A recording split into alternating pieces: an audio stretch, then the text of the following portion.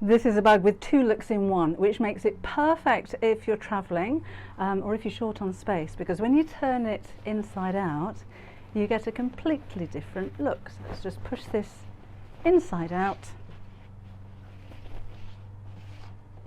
and there you have it. And it's actually a very simple bag to make. I think you'll be able to do this in a couple of hours one day. So should we get sewing? Here we go. So first of all, let's take our 4 outer pieces, and as you can see, I've already fused my stabilizer or interfacing to the wrong side of every single piece. Now I'm using H200, which is quite a soft interfacing, but it does give the bag a little bit of stability, so it's not just like 2 pieces of fabric, it's a little bit firmer than that. So what I'm going to do is actually round off the corners of these pieces. So let's do these 2 at a time. I'm just lining them up together, and you'll need a circle template which is about 7 or 8 inches across. I'm just using a plate. I'm pushing that into the corner, and I'm just going to draw around that curve and then cut it out, and we do this on all 4 pieces. So again, I'm cutting through 2 pieces at the same time.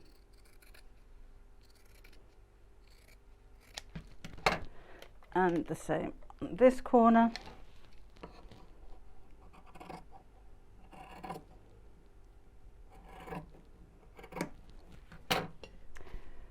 And then repeat on the other 2 pieces.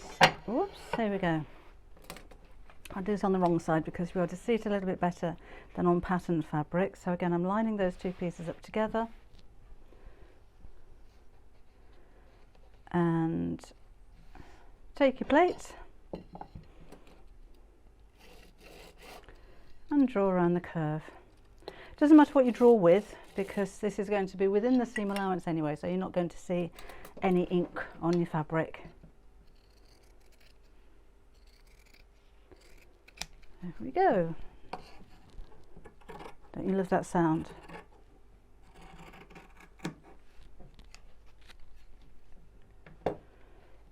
Then let's start with the patterned pieces. Doesn't really matter. And I'm going to use the plain as the top. Now you can see that the bag base is wider than the top, and that's for a reason, because we're now going to put pleats in it.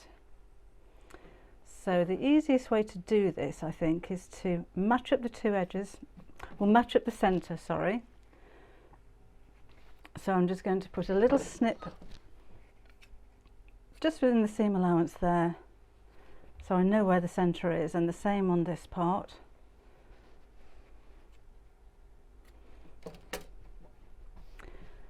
So I can match those 2 pieces together.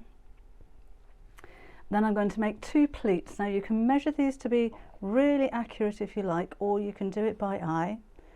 But I'm just going to make a little pleat there, which is about 1 inch, 2.5 centimetres.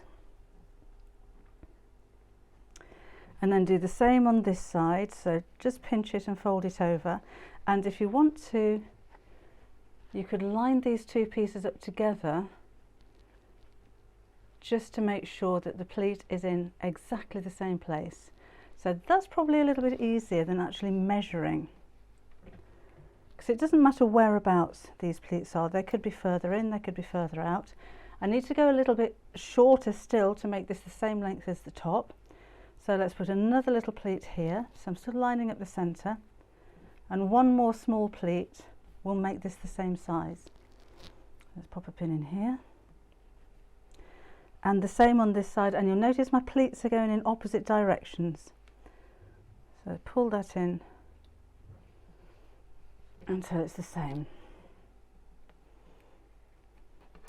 And then again I can just fold this in half and make sure my pleats are in the same position. So that's basically the shape of the bag. So let's take the second piece of fabric and do the same thing again. This time I'm going to mark the pleats at the same points as on the front of the bag.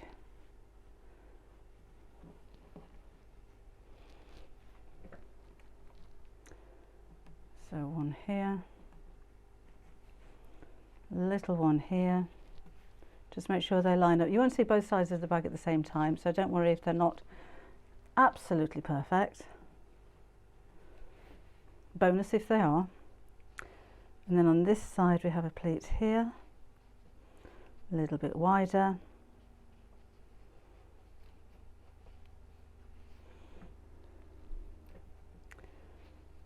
And another one here. So these two fabrics should both be the same length, the pleats in the same place as the top fabric here.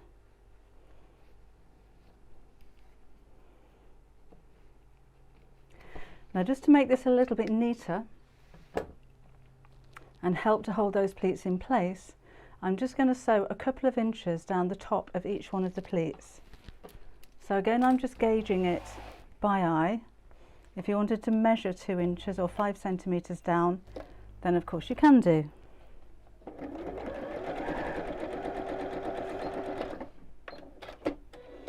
And try and keep the fabric nice and square as you're doing this, so the top of the fabric is straight.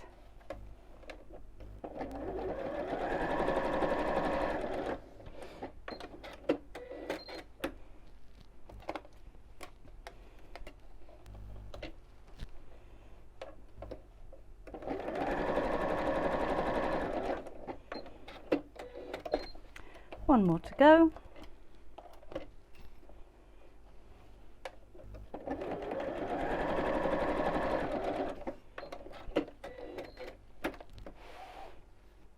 Then we're going to repeat with the second side, so sew down there, and then with the remaining 2 pieces of the plain fabric I'm going to do the same again, so pleat in exactly the same positions as you did with these.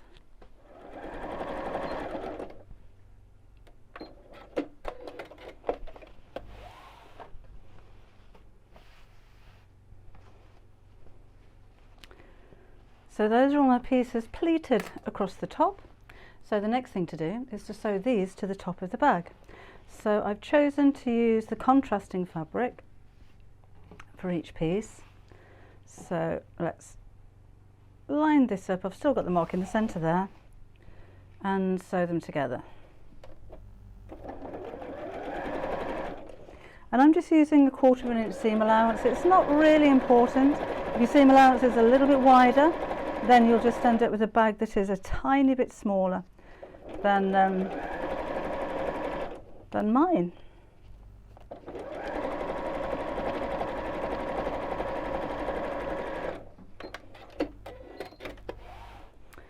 So I'm going to fold this section back and give it a press. And I'm pressing with the seam facing upwards.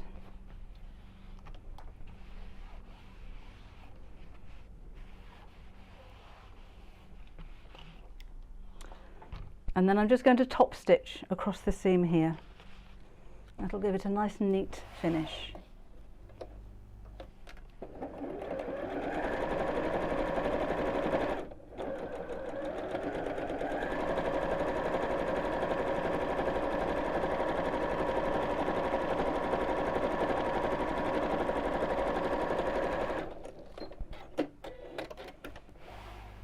So you can see the bag starting to take shape, how big it's going to be and how it's going to look. We'll need to put all of the top pieces on in the same way. So again, I'm using the contrast with the plain, the patterned and the plain on each one like so. And we'll do that with all 4 pieces. So those are what we have now. Let's make up the handles. So you can make these longer if you wanted to. I think these are quite a nice length just to sit nicely over your shoulder. So I've already made one. And this is how we do it, and I'm just using my plain fabric for this one. So take the strip, and again these have got the interfacing on the back of them, and we're going to fold this in half and press it. It may want to fight back a little bit because of the interfacing, in which case I'm going to give it a spray. I'm using Best Press. If you've got starch, that would help as well, or maybe just a fine spray of water. It's going to help give it a nice crease. Then we'll take the long sides and fold these to the centre and again press.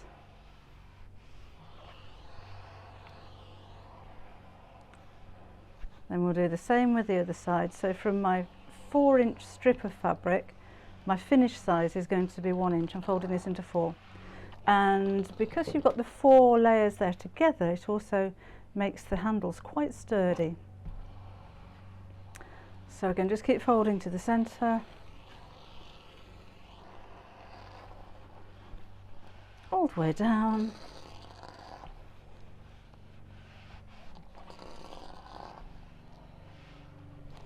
And then in half again. And that's the width of my handles. Now if you wanted to ring the changes a little bit, you could maybe use the decorative stitches on your sewing machine to sew these together. Actually, if you wanted to use any applique or maybe the embroidery stitches that you have, if you've got an embroidery machine, then do that at this point. So for instance, if you wanted to embroider a heart or a flower or something like that on the plain section, then do that now. You could do this on the bottom of this one as well, actually. Right, I'm just going to sew down each side of this one now. Just quite close to the edge, so about 1/4 inch away from the edge.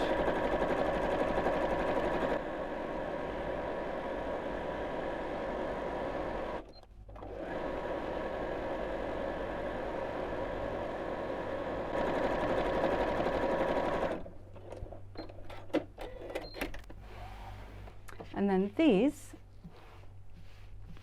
are going to be sewn facing inwards, make sure they're not twisted, to each side of the bag. Now I'm going to put them just on top of the inside pleat. I think that would be a good position for it. And I'm actually going to measure that so I know that it's the same on each side. So just up to the 3-inch mark here. I'll pop a clip in there to hold it in place. And again, make sure we're not twisted, and 3 inches from the opposite side.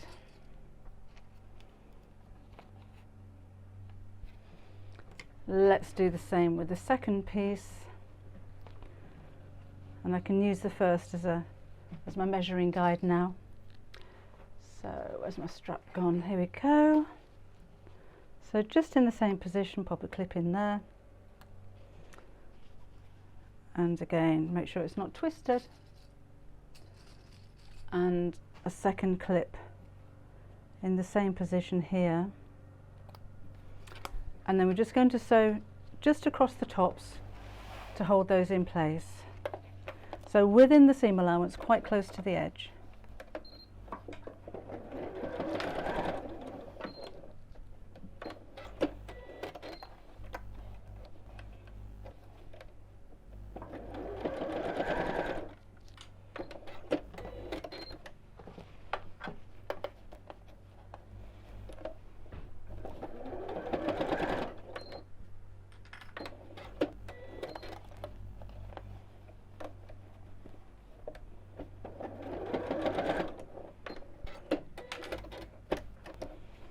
The next thing to do is to take its opposite side, like so, and I'm going to sew these pieces right sides together across the top. Again, if you want to pin, if you feel more comfortable putting a few pins in, that's fine. I'm just going to sew straight across. If you want to make the straps or the handle a little bit stronger, when you come to that section, reverse back over and then carry on sewing.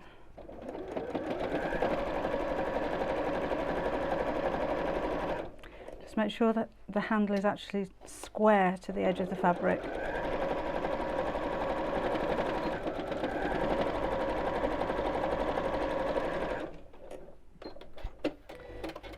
So you have the inside and the outside of the bag sewn together. And then we'll need to do the same with the second 2 pieces. Right, then these are going to go right sides together with the first half, making sure that you've got the patterns matching the pattern and the plain matching the plain. We need to line up the seams at the top here, so I'm going to pop a pin in there. It doesn't really matter which way your seam allowance goes. I want to line up these seams here as well. That's where the band is that goes around the top. And here. It'd be quite noticeable actually if they don't line up, so it's worth taking your time to do this. Just turn this around and do the same on the opposite side. So there's my centre seam. If you're pushing the seams to one side as I am, make sure that it's the same as on this side so it's not twisted. And then there's my panel seam. And this one, if you wanted to carry on pinning all the way round, do feel free. I'm not. So I'm going to start sewing here. I'm going to sew all the way around, all the way back down here, but I'm going to leave a turning gap in the side of the plain piece. And I've chosen the plain piece to leave a turning gap, so although I'm trying to try and make this join as invisible as possible because it is a reversible bag, I'm going to use the pattern side more than I am the plain, so that's why I've left it just there. Okay, let's sew.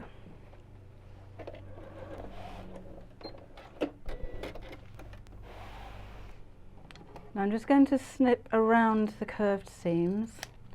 You can make your little V shapes in there if you like, but I think just cutting back a little bit on the bulk is quite sufficient.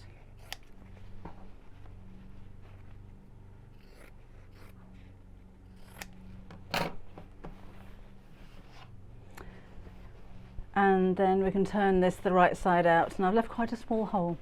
The smaller the hole you leave, the better, because that means less hand sewing, and the more discreet, shall we say, that gap's going to be, but it may take a little bit longer to pull all the fabric through. So my little gap is about 4 inches, which is about 10 centimetres. So persevere, it'll come through eventually.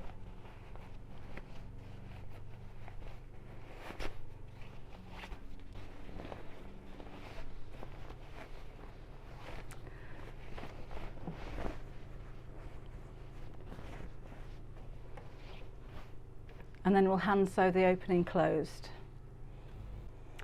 So I'm just going to use a very small ladder stitch. Remember, this is at some point going to be the outside of the bag if you do use it as a reversible bag, so we want these stitches to be very subtle. So here we go, I've folded in the sides of the gap. I'm going to take the knot from my thread to inside the gap so we don't see that. Took away those little threads that are sticking out. In fact, we'll pull that one off, and then I'm going to go into one side of the fold, come out, back to the other side of the fold and come out. Now the smaller you can make these stitches the better, because the more invisible they will be, and the idea is that you continue the stitch line from the machine stitching so you can barely notice the difference between your hand sewing and the machine sewing. Actually, on a patterned fabric, thinking about it afterwards, it's a little bit more forgiving, isn't it? So maybe leave the gap on the pattern side so they don't stand out quite so much. But that's looking quite good. Obviously we're using the same colour thread, so that's going to help it stay invisible. And we'll just sew all the way across. Keep folding this in as you go. You could press that beforehand if you wanted to, but literally into one side and out, so the stitches go across from one side of the fabric to the other, which is why it's called a ladder stitch. So sew a few stitches, then every now and again just stop and pull your thread tight, and then carry on sewing. Now then, push one side of the bag inside the other, doesn't matter which one, so that the seam is sitting right on the top, and then again we're going to press this and then top stitch around the top.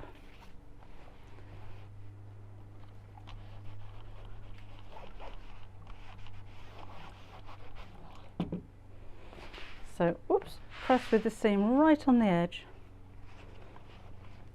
and your straps facing outwards.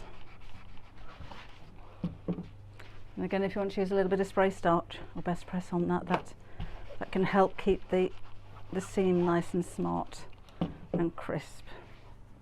This is what I mean about the sides matching up. That would be quite noticeable if it didn't. Nobody notices a perfectly matching seam. I say this quite a lot, but they'll notice one that isn't perfectly matching. So don't be complimented on your, or don't wait for a compliment for your perfectly matching seams, but at least no one's going to notice if they don't. Okay, let's take this to the machine. And top stitch, you could use a 3-arm on your machine if you prefer. It's quite easy to just sew from the inside like this. And I'm sewing again about 1/4 inch from the edge of the seam. Make sure that the handles are facing away as you're sewing over them.